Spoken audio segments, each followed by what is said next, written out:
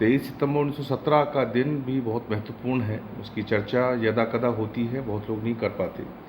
और उसकी चर्चा इसलिए होनी चाहिए कि जो संकल्प, जो डिटर्मिनेशन बाबा साहब अम्बेडकर ने 23 सितंबर को लिया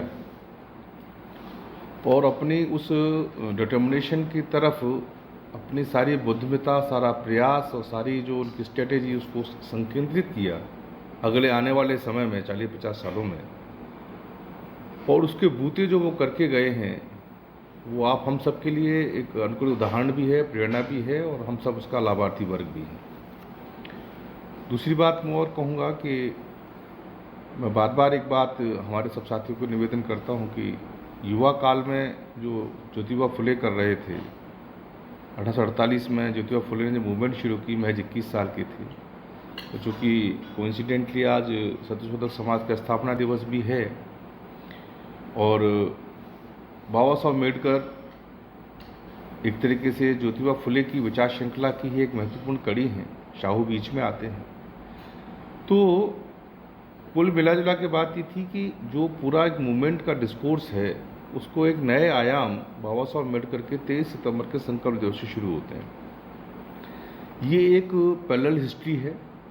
जो पॉपुलर हिस्ट्री की बात होती है, जो हमारे बच्चों को पढ़ाया जाता है, हमें बताया जाता है, जिसमें एडिटिंग करके हमारी हिस्ट्री के एविडेंसेस को, हमारी हिस्ट्री के हिस्सों को प्रयास करके, साजिश करके और एक उनकी दीर्घकालिक प्लानिंग के तहत वहाँ से हटा दिया जाता है।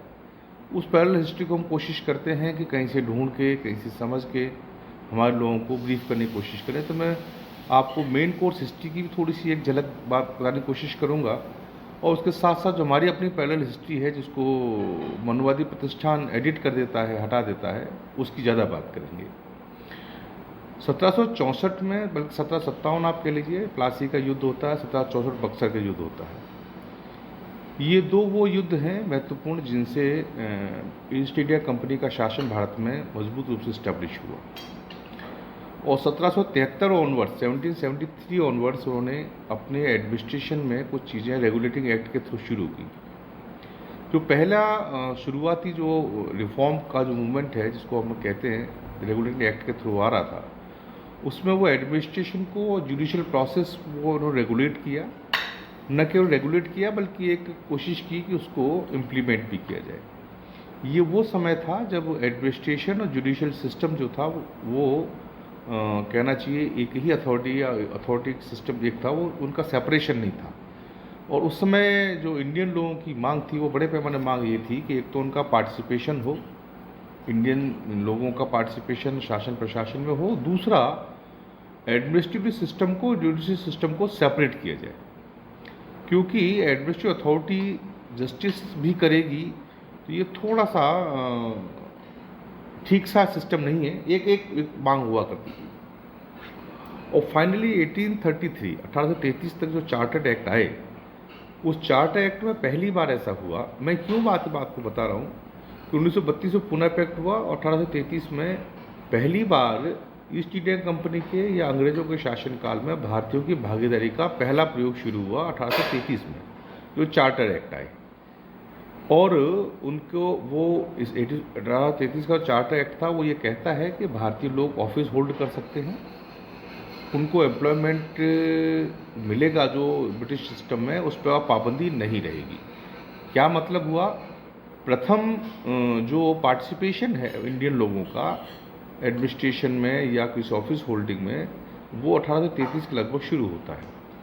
हमसे लगभग 100 साल पहले हमारा पार्टिसिपेशन शुरू होता है 1932 में, औपचारिक रूप से। वो ठीक अलग बात है कि कुछ बाबा साहब अम्बेडकर जैसे लोग या और लोग अपने प्रयासों से, एकल प्रयासों से कुछ कर पाए, वो दूसरी बात थी। लेकिन जो एक पॉलिसी की बात कहनी चाहिए या सिस्टम की बात कहनी चाहिए, वो 1932 में स्टार्ट हुआ। और 1833 का जो चार्टर एक्ट है, उसके बाद निरंतर ये बात चलती रही कि हम लोगों की पार्टिसिपेशन, इंडियन लोगों की पार्टिसिपेशन, मैं इंडियन लोगों के कंटेक्स्ट में बात कह रहा हूँ, कि वो रिप्रेजेंटेशन बढ़ना चाहिए।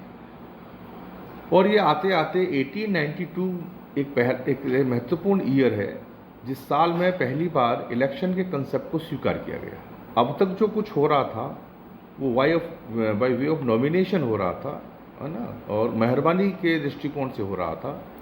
लेकिन 1892 में पहली बार एक इलेक्शन का कंसेप्ट आता, लेकिन इस इलेक्शन के कंसेप्ट को बहुत ज़्यादा तवज्जो इसलिए नहीं दिया जाना चाहिए क्योंकि जो इसका फ्रेंचाइज बेस था, जो मतदाता होता था या जिसको मतदान करने का अधिकार था, वो बहुत ही सीमित मात्रा का अधिकार जनता में आया और उस सीमित मात्रा के मतदान अधिकार को इस्तेमाल करते हुए जो इलेक्शन कंसेप्ट आया उसके आधार पर तो प्रतिनिधि चुन के गए।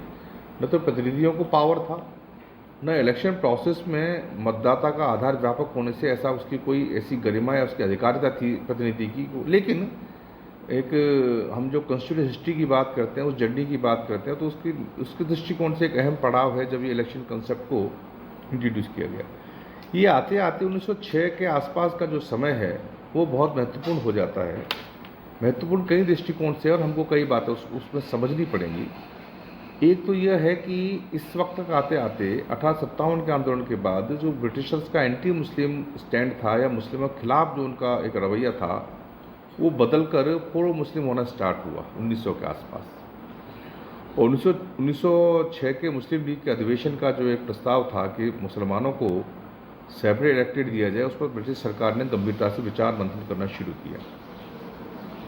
1906 से लेकर 1909 तक का जो दौर है वो बहुत महत्वपूर्ण दौर है। हम लोग जानते हैं, पॉपुलर हिस्ट्री में बंगाल डिवीजन की बात है, उसकी एलिमेंट की बात है, उसमें मैं नहीं जाऊंगा, लेकिन हम इतिहास के सिरों को जोड़ पाएंगे तो हमको वर्तमान की भविष्य की बहुत सारी रूपरेखाएं मिल सकती हैं।